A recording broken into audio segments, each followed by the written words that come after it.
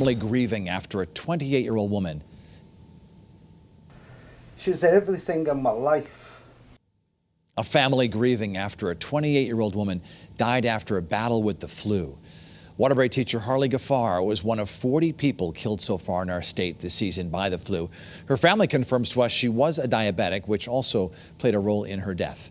Tonight, Eyewitness News reporter Matthew Campbell is looking into other health issues that could trigger such a reaction to the flu. And Matthew, what were you able to learn?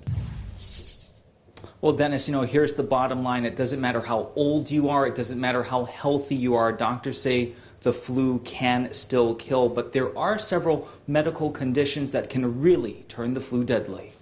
I don't believe she left. I don't believe she left. On Eyewitness News at 11, you saw Harley Gaffar's family grieve the sudden loss of the 28-year-old West Side Middle School teacher. She was teaching last week, got the flu, and was gone this week. It was her sugars, it was everything along with that. So they were trying to control multiple things at once. Dr. Virginia Bielek, chief of infectious diseases at the Hospital for Central Connecticut, says diabetes can turn a flu deadly. Our immune system may not work as well if our blood sugars aren't controlled. So diabetes is a significant underlying condition. But that's not all. In addition to diabetes, she says heart disease, lung disease, and certain medications for lupus or certain types of arthritis could put you at risk if you got the flu. But can weaken the immune system when it comes to fighting infections. Tens of thousands of people have these conditions, and we wanted to know why death is a rare but real possibility. Doctors say the flu can trigger other issues, such as chronic obstructive pulmonary disease. Congestive heart failure is made worse by influenza.